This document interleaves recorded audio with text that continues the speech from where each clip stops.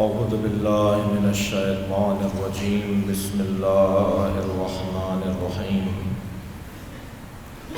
الحمد لله الذي لا يبلغ مدحته القائلون ولا يحصي نعماءه العادون ولا يؤدي حقه المجتهدون الذي ليس لصفته حد محدود ولا نعت موجود ولا وقت معدود ولا أجل ممدود فطر الخلائق بقدرته ونشر الرياح برحمته. الصلاة والسلام على الرسول المسدد المصطفى الأمجد المحمود الأحمد سيدنا ومولانا ومولى الكونين جد الحسن والحسين وعاني أبا القاسم محمد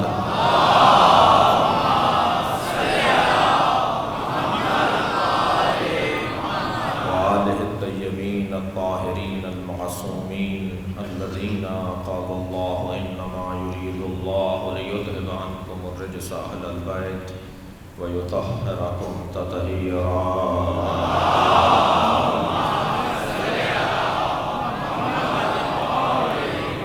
ولعنة الله على أعدائهم أجمعين من يوم عداوتهم إلى قيام يوم الدين. أما بعد فقد قال الحكيم في قرآن الكريم بسم الله الرحمن الرحيم. هو الذي بعث في الأميين رسولا منهم يتلو عليهم آياته ويزكيهم ويعلمهم الكتاب والحكمة وإن كانوا من قبل لفي ضلال مبين. صلوات.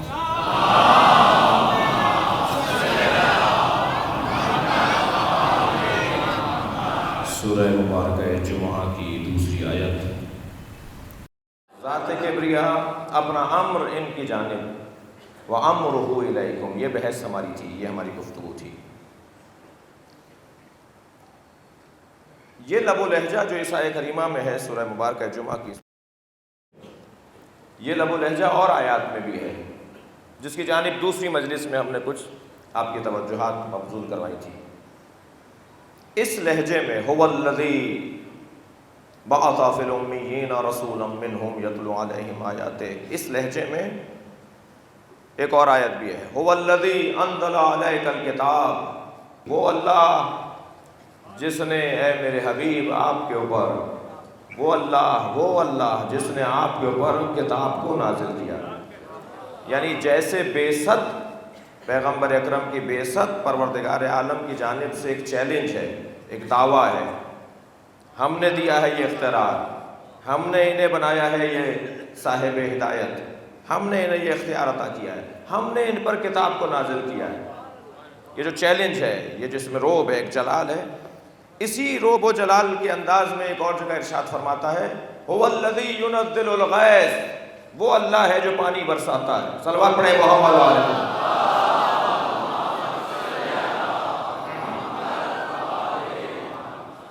جب لوگ اللہ سے مایوس ہو جاتے ہیں تو اللہ اپنی رحمت کو نشر کرنے کے لیے، منتشر کرنے کے لیے، پھیلانے کے لیے، عام کرنے کے لیے آسمان سے پانی برساتا ہے.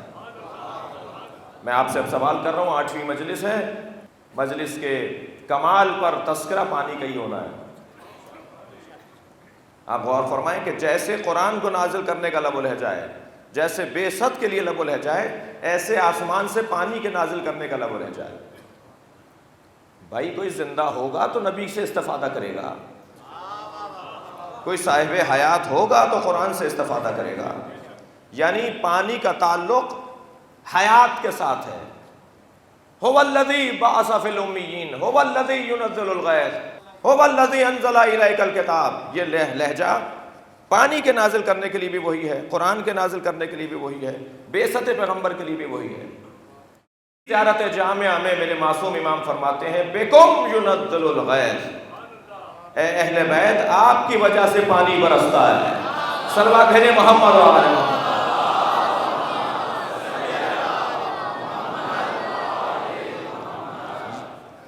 اچھا وہ جو پانی برستا ہے اس کا مقصد کیا ہے، اس کا ہدف کیا ہے، پانی کا مطلب کیا ہے، پانی کیوں اللہ نے نازل کیا ہے؟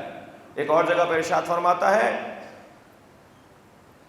کہ يُنَزِّلُ مِنَ السَّمَاءِ مَاءً، اللہ نے آسمان سے پانی کو نازل کیا، يُحْيِي الْأَرْضَ بَعْدَ مَوْتِهَا، تاکہ وہ مردہ زمینوں کو زندگی عطا کرے، تاکہ وہ مردہ کو زندگی عطا کرے۔ معلوم یہ ہوا کہ پانی زندگی دینے کے لیے آتا ہے، پانی کا تعلق حیات سے ہے، پانی حیات سے متعلق ہے۔ یہ کیسے ممکن ہے؟ توجہ چاہوں گا اس جملے پر، یہ کیسے ممکن ہے کہ جو حیات دیتا ہو وہ خود صاحب حیات نہ ہو؟ صلوات پڑھے ذرا محمد و آل محمد۔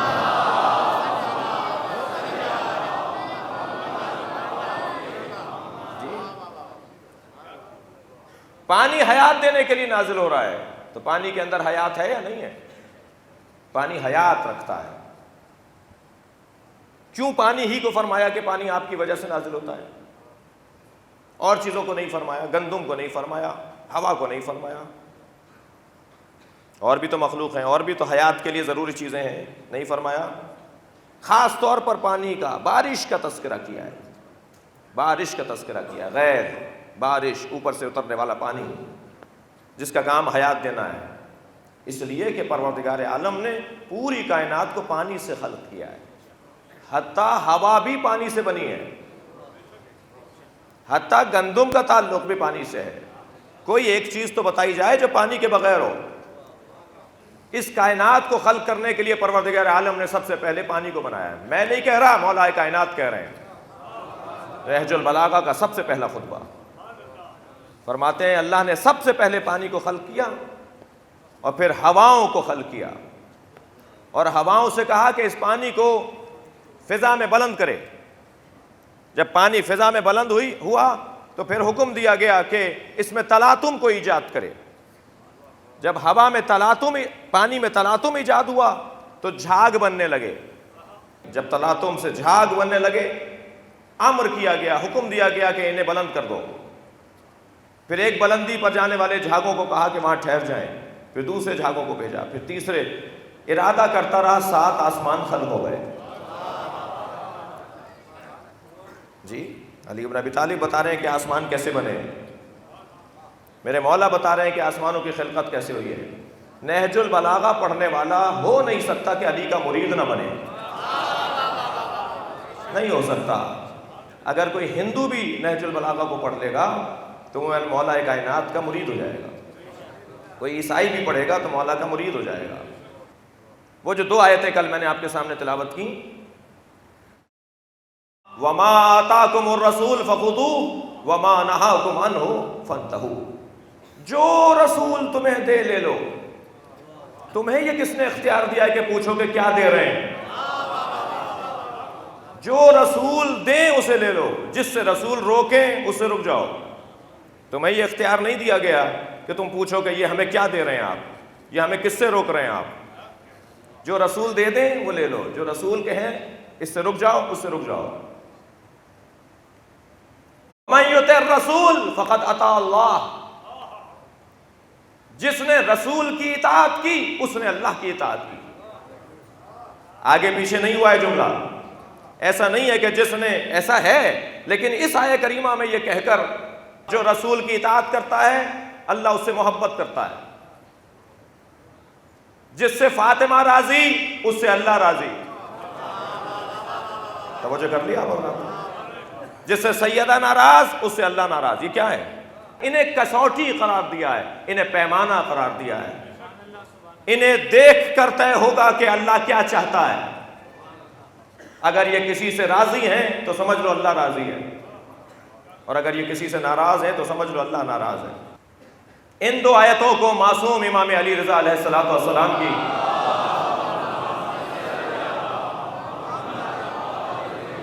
مجلس درس میں تفسیر کے عنوان سے پیش کیا گیا۔ آپ نے اس کی تفسیر میں فرمایا ما فوض اللہ الی رسولہ، وہ چیزیں جو اللہ نے اپنے رسول کو تفویض کی، فوضہ الینا، وہ ساری چیزیں ہمیں بھی عطا کی ہیں، وہ سارے اختیارات ہمیں بھی اللہ نے عطا کیے ہیں جو اللہ نے اپنے رسول کے ہاتھ میں اختیار دیے ہیں۔ 110 سال کی ایک خاتون حبابہ والبیہ میرے مولا کی خدمت میں آ کر کہتی ہے، یا علی میری اب موت قریب ہے، حال ضعیفی کی وجہ سے اور کبر سنی کی وجہ سے غیر ہے، میں بس اپنی آخری زندگی میں یہ جاننا چاہتی ہوں کہ آپ اگر حق اور سچ امام ہیں، حق صحیح اور واقعی امام ہے، تو کوئی دلیل ہے آپ کے پاس؟ مجھے آپ کی امامت پہ دلیل چاہیے۔ حضرت نے قریب پڑے ہوئے ایک پتھر کی طرف اشارہ کیا کہ اسے اٹھا کے لے آؤ۔ حبابہ والبیہ جو 110 سال کی عمر ہے لے کر آ گئی۔ حضرت نے اپنے انگوٹھے کا نشان اس پتھر پہ لگا دیا، انگوٹھے کا نشان پتھر پہ لگا دیا۔ بھائی ہم سیاہی لگا کر نشان لگاتے ہیں، میرے مولا نے پتھر پر اپنے انگوٹھے کا نشان لگا دیا۔ فرمایا جو بھی اس پتھر پر ایسے نشان لگا دے سمجھ لینا وہی امام ہے۔ جی بھائی آپ کے ذہن میں قدم گاہ مولا علی کا پتھر ہے نا، یہ کیسے ہوتا ہے؟ یہ جو نیشا پور کا پتھر ذہن میں ہے نا، دیکھ کر آئے نا آپ لوگ سب، انشاءاللہ جو نہیں گئے ہیں اللہ انہیں لے جائے۔ یہ جو پتھروں پر آئمہ کے پیروں کے نشان ہیں، پتھروں پہ جو آئمہ کے ہاتھوں کے نشان ہیں، کبھی غور فرمایا؟ نبی مکرم کے پیروں کے نشان تو مکہ اور مدینہ میں بڑی تعداد میں موجود تھے، جنہیں گم کر دیا گیا۔ مولا کائنات سے پوچھا گیا کہ یہ نبی کے پیروں کے نشان پتھر پر کیوں آ جاتے ہیں؟ فرمایا پیغمبر اکرم کے پیروں کے نشان خاک پر نہیں آتے، پتھر پر آ جاتے ہیں، اس لیے کہ جو نبی سے اکڑ کر بات کرے گا نبی اس پہ اپنا اثر چھوڑ دیں گے۔ صلوات بھیجے محمد و آل محمد۔ پتھر بھی نبی کے سامنے اکڑ نہیں سکتا، پتھر بھی ان کے سامنے اکڑ کر بات نہیں کر سکتا۔ مولا نے اپنے انگوٹھے کا نشان لگا دیا، فرمایا یہ میرا نشان دلیل ہے کہ میں امام ہوں۔ تم اگر آئندہ بھی کسی امام سے جاننا چاہو تو اس پتھر کو لے جانا۔ وہ کہتی ہے علی کی رحلت کے بعد میں امام حسن کی خدمت میں گئی اور میں چاہتی تھی کہ سوال کروں، تو انہوں نے کہا پتھر ساتھ لائی ہو۔ میں نے اسے پتھر دیا، میں نے انہیں پتھر دیا، انہوں نے اپنے انگوٹھے کا نشان لگا دیا۔ پھر میں امام حسین کی زندگی میں تھی، لیکن امام سجاد کی زندگی میں میری عمر اتنی بڑھ چکی تھی کہ میرے ہاتھوں میں دم نہیں تھا کہ میں جا کر یہ سوال کرتی۔ تو کسی کے ذریعے میں نے پیغام بھیجا کہ مولا میں آپ کے ہاتھ کا نشان بھی اس پہ چاہتی ہوں، مجھے یقین تو ہے کہ امام آپ ہی ہیں، مگر میں آپ کے ہاتھ کا نشان اس پر چاہتی ہوں۔ تو حضرت نے فرمایا کہ ہم ارادہ کرتے ہیں کہ یہ 8ویں امام کی زندگی تک زندگی گزارے۔ میں مثال یہ دے رہا تھا کہ جو پہلے ہی مولا کائنات کے زمانے میں 110 سال کی ہے وہ امام رضا کی زندگی تک رہی، اس نے 8 اماموں کے ہاتھوں کے نشان لیے، ہر امام کی خدمت میں جا کے اس پتھر پہ نشان لیتی رہی۔ البتہ اس حدیث مبارکہ سے جو خود معصوم کی زبان سے جاری ہوئی ہے ہمارے لیے ایک بہت بڑا پیغام ہے۔ کیا فرمایا؟ محمد کا حلال کیا ہوا قیامت تک حلال ہے، اور محمد کا حرام کیا ہوا قیامت تک حرام ہے۔ یہ محمد کا حلال اور محمد کا حرام کیا ہوتا ہے؟ صلوات پڑھے ذرا محمد و آل محمد۔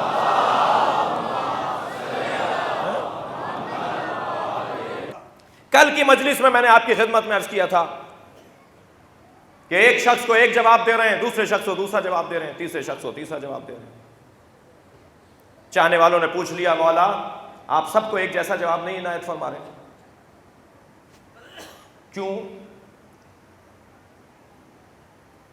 کہیں آپ تشریف فرما ہوئے، کسی نے آ کے سوال کیا کہ میں سجدے میں 3 مرتبہ تسبیح پڑھوں، ذکر سجدہ کروں، یا 1 مرتبہ کافی ہے؟ اسے دیکھ کر حضرت نے فرمایا تمہارے لیے ایک مرتبہ کافی ہے۔ ابھی وہ بیٹھا ہے کہ ایک اور شخص آ گیا، اس نے سوال کیا مولا میں 3 مرتبہ ذکر سجدہ پڑھوں، ذکر سجدہ کروں یا 1 مرتبہ؟ حضرت نے فرمایا تمہارے لیے 3 مرتبہ ضروری ہے۔ ایک تیسرے شخص نے سوال کر لیا مولا ایک مسئلہ اور جواب آپ کے دو۔ فرمانے لگے کہ وہ بہت اطمینان سے نماز پڑھتا ہے، یہ بہت جلدی میں نماز پڑھتا ہے۔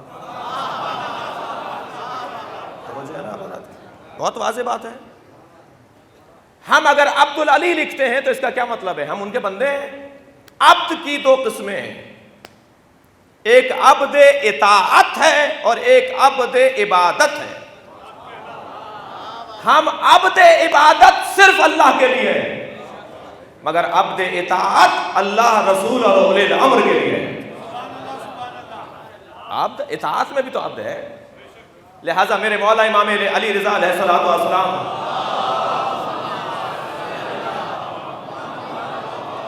ارشاد فرماتے ہیں ان الناس عبید لنا فی الطاعہ. حدیث معصوم کی ختم ہو گیا, فیصلہ ہو جاتا ہے حدیث کے اوپر. 6 مہینے کی علمی بحثیں ختم ہو جاتی ہیں ایک حدیث کے فقرے پر. جب یہ طے ہو جائے کہ حدیث صحیح السند ہے, بس ختم, اب اس پہ کوئی بات نہیں ہوگی.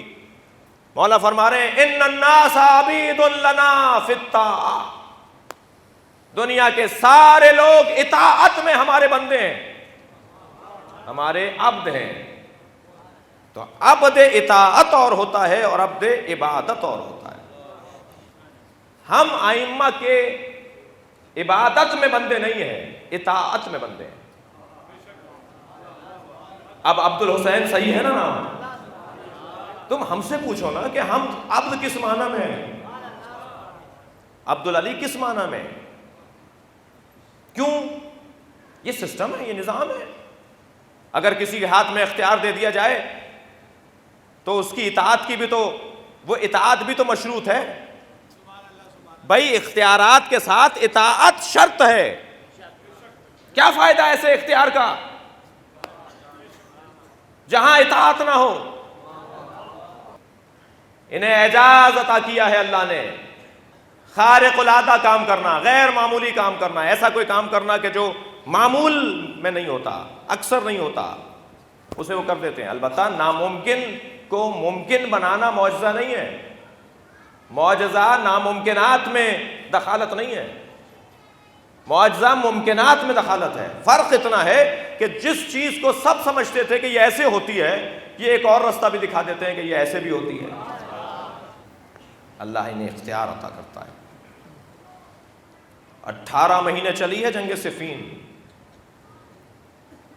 پانی بند تھا مولا کے لشکر پر. مالک اشتر آ کر کہتے ہیں مولا پانی ختم ہو گیا ہے. حضرت نے فرمایا مالک جا کر لے آؤ. فرمایا مولا کتنا لشکر لے کے جاؤں؟ فرمایا تنہا جاؤ. مولا وہاں 4000 کا لشکر ہے. حضرت نے فرمایا تنہا جاؤ. اب مالک اس مرید کو کہا جاتا ہے, جملہ نہیں سنا آپ نے, مالک اس مرید کو کہا جاتا ہے, مالک اس مرید علی کو کہا جاتا ہے جو علی کے امر میں زندگی ڈھونڈتا ہے. اب یہ نہیں پوچھ رہے میں مروں گا یا زندہ رہوں گا. وہاں ہزاروں لوگ ہیں جنہوں نے قبضہ کیا ہوا ہے, پورا لشکر اترا ہوا ہے گھاٹ کے اوپر, اور آپ فرما رہے ہیں کہ میں اکیلا چلا جاؤں. حضرت نے فرمایا مالک اکیلے چلے رہو. مالک اشتر گئے, سواریوں پر مشکیزوں کو لادا, پانی لے کر واپس آ گئے. ادھر خیمے میں بلا لیا گیا جو وہاں کا کوتوال تھا اور جو وہاں کے لشکر کا سالار تھا. تم نے مالک کو پانی دے دیا, کس کی اجازت سے دیا؟ کہنے لگے حضور آپ کے مشیر خاص عمرو عاص آئے تھے, انہوں نے کہا تھا انہیں پانی دے دو. بلا لیا عمرو عاص کو, تم نے کہا ہے؟ کہنے لگے جھوٹ بولتا ہے, ہم نے تو نہیں کہا. کہا حضور یہ خود آئے تھے. علامہ بزرگوار نمازی نے اس بات ولایت میں کتاب میرے پاس موجود ہے, زیارت جامعہ کی شرح لکھتے ہوئے اس واقعے کو لکھا ہے. کہنے لگے میں تو نہیں گیا ان کے ساتھ. کہا اچھا خبردار, آئندہ مالک پانی لینے آئے تو تمہیں دینے کا کوئی اختیار نہیں ہے. چند دن بعد پھر مولا نے اس سے فرمایا مولا پانی. حضرت فرمایا جاؤ جیسے پہلے لے کر آئے لے کر آؤ. مالک پھر لے کر آ گئے. پھر بلا لیا گیا اسے, تم نے کس کی اجازت سے دیا ہے؟ کہا آپ کے بیٹے یزید آئے تھے, وہ کہہ رہے تھے انہیں پانی دے دو, ہم نے پانی دے دیا. کہا خبردار اگر اب یہ دونوں بھی آئے تو نہیں دینا.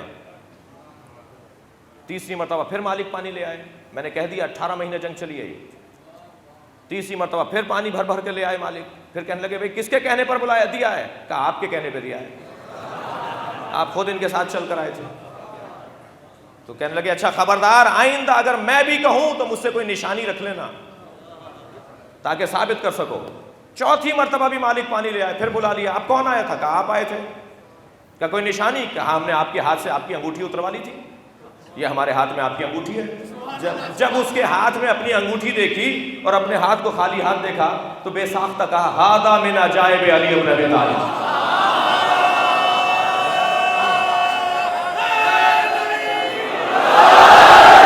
یہ علی کے عجائب و غرائب ہیں.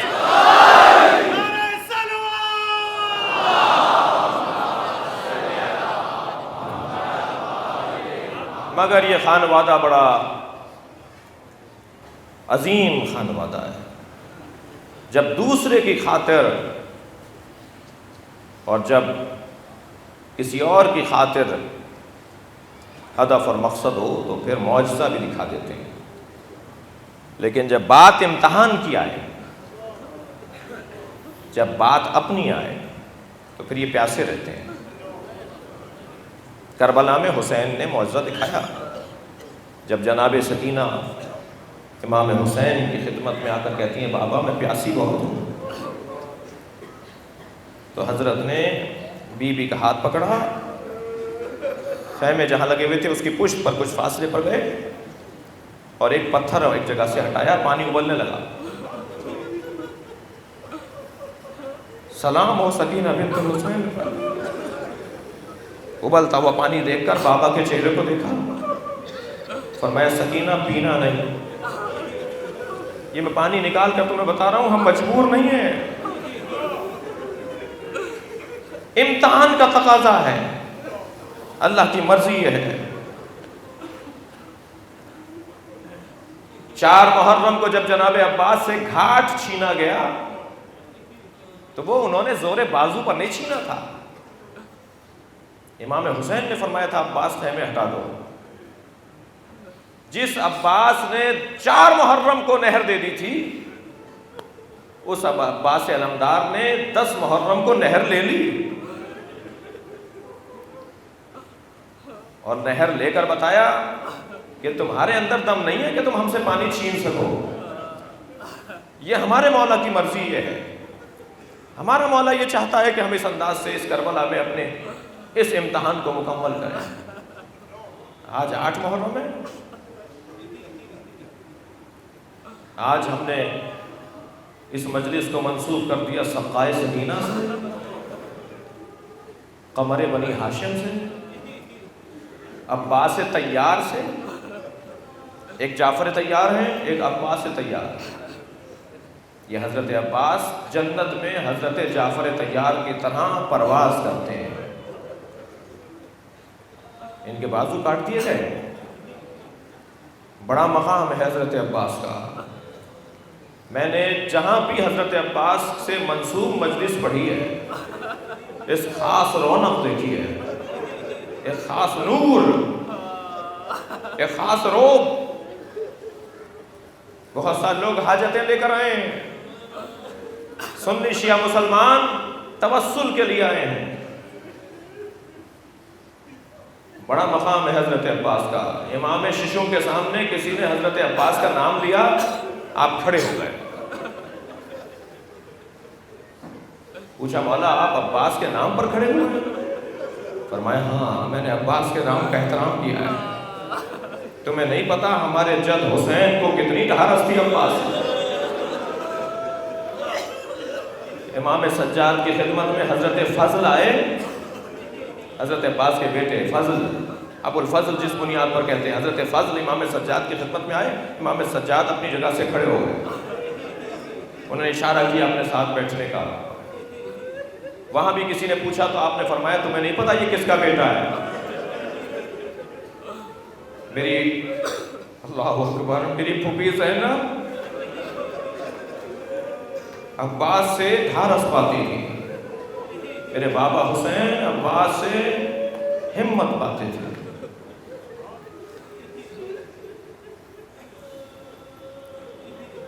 چلیں کچھ دیر کے لیے کربلا چلیں.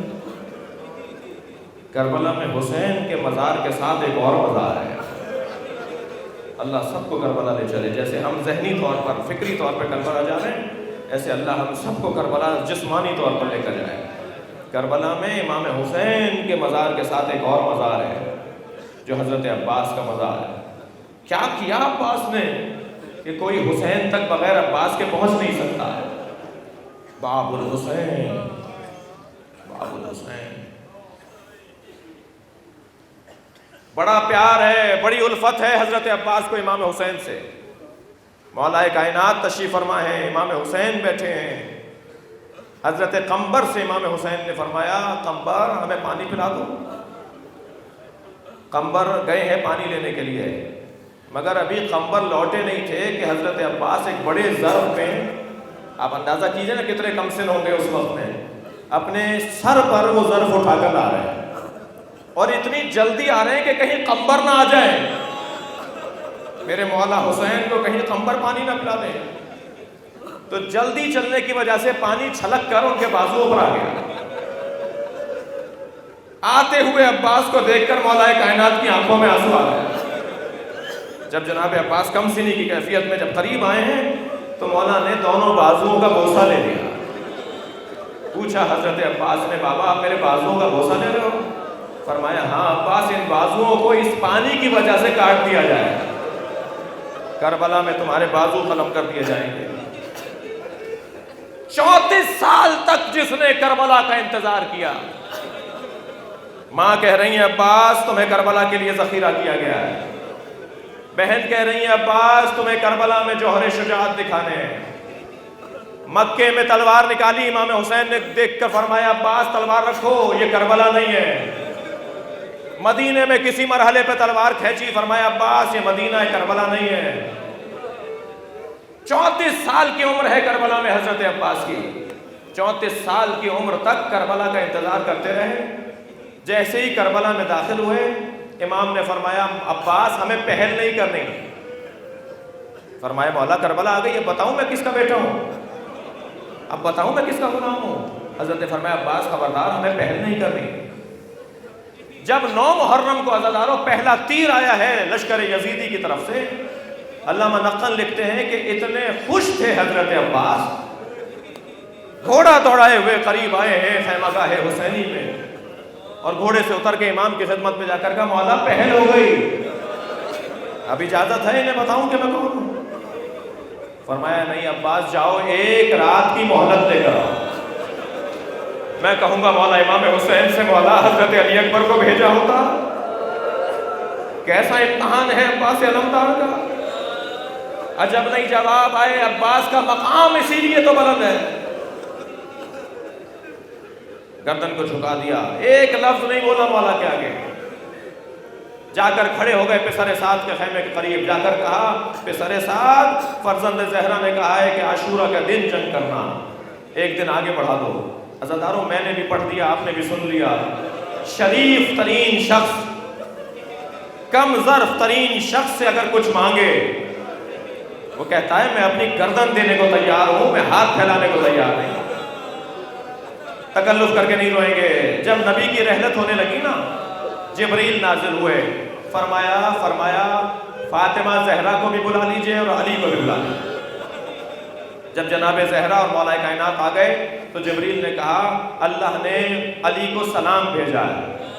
پیغمبر نے فرمایا علی اللہ نے آپ کو سلام بھیجا ہے۔ میرے مولا نے فرمایا هو السلام ومنہ السلام، وہ خود سلام ہے، اسی کی طرف سے سلامتیاں ہیں۔ فرمایا علی کو کہہ دیجئے کہ اللہ کی جانب سے آپ کو ایک حکم ہے جس پہ عمل کرنا ہے، اللہ کی جانب سے ایک حکم ہے جس پر آپ کو عمل کرنا ہے۔ یا اللہ وہ حکم کیا ہے؟ فرمایا علی تمہارے سامنے تمہاری زوجہ پہ دروازہ گرایا جائے گا،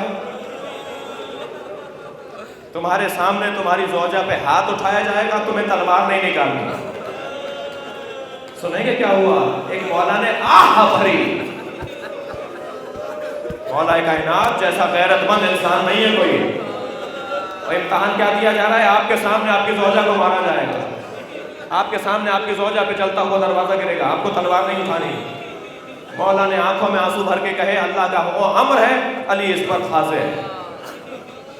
کہا آپ فاطمہ زہرا کو سلام کہیے، کہا فاطمہ تمہیں اللہ نے سلام بھیجا ہے، بی بی نے بھی وہی جواب دیا وَهُوَ السَّلَامُ وَمِنْهُ السَّلَامُ۔ کہا فاطمہ سے کہیے کہ زندگی بھر آپ نے کسی سے سوال نہیں کیا،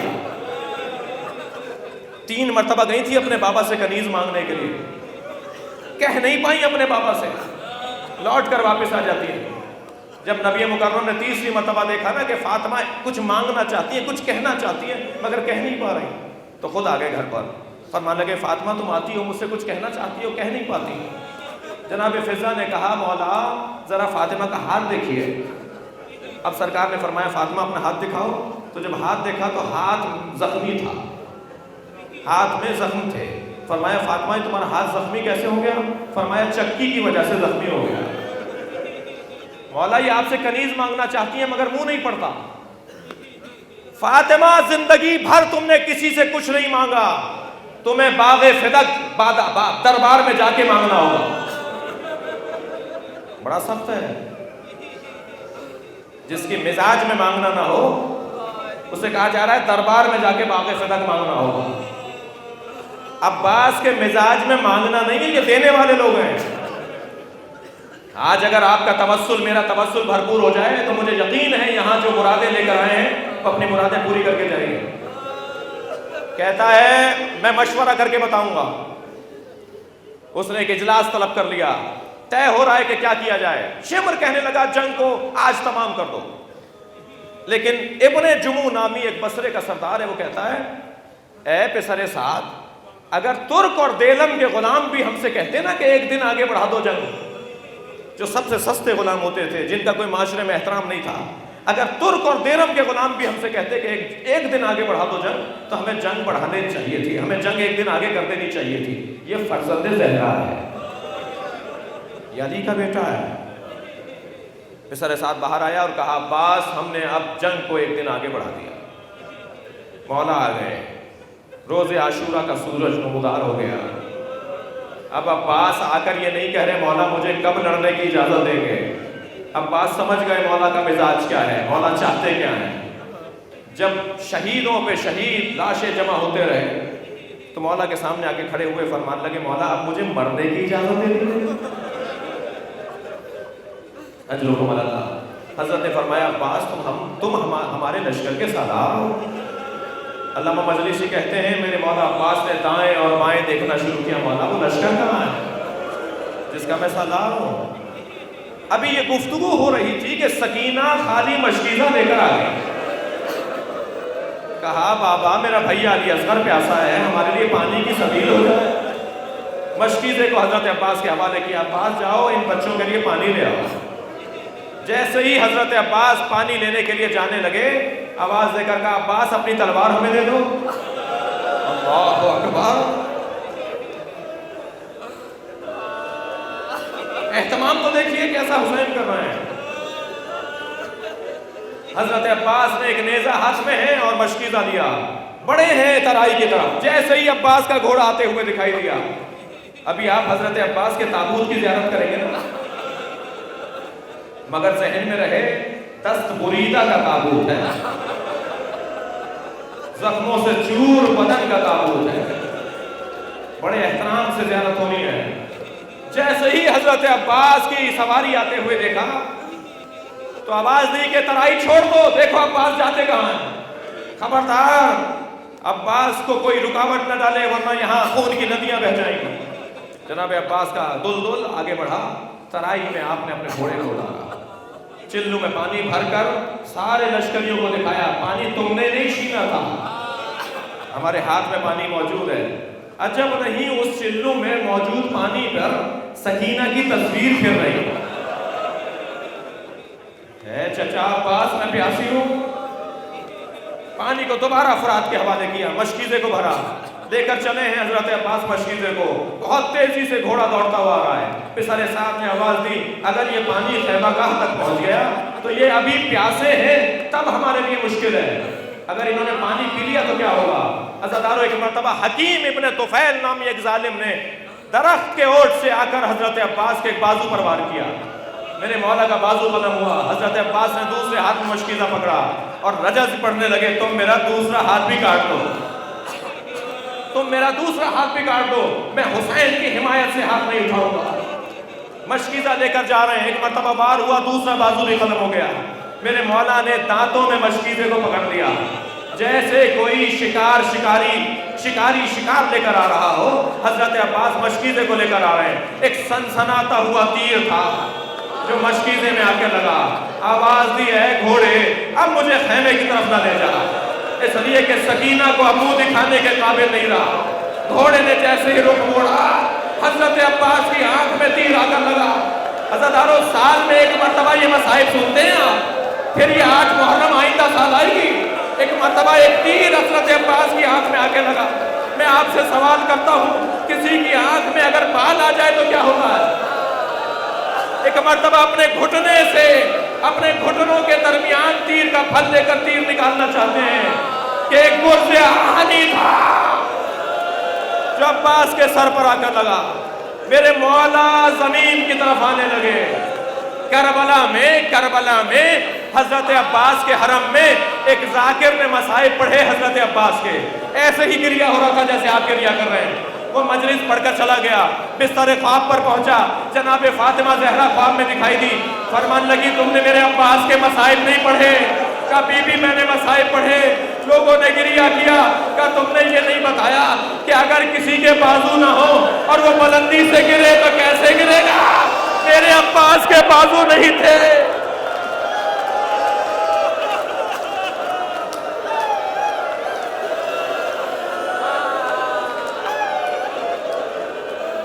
اجرکم اللہ. ایک مرتبہ حضرت عباس زمین پر آ گئے. آواز دی مولا میرا سلام لیجئے گا. حسین نے کمر پکڑ لی. الان انکسر ظہری. اب حسین کی کمر ٹوٹ گئی. اب حسین کی ہمت جواب دے گئی. یہ کہہ کر میرے مولا گھوڑے پر بیٹھے ہیں اور پہنچے ہیں اس جگہ پر جہاں حضرت عباس کا بدن مبارک ہے. آگے بڑھ کر تھکیں گے نہیں عزادارو, رونے کا دن ہے. آگے بڑھ کر حضرت عباس کا سر اپنی گود میں لے لیا. جیسے ہی حضرت عباس کا سر اپنی گود میں لیا, حضرت نے سر ہٹا دیا. امام نے پھر گود میں لے لیا. عباس نے پھر سر ہٹا دیا.